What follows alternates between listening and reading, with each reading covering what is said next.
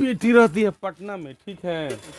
कहिए पिताजी हमको कंस्ट्रक्शन वर्क भेज दीजिएगा, उसी समय कही है सवेरे। ठीक है बेटा, हम भेज देंगे। वहीं आईएएस की तैयारी कर रही है। हाँ,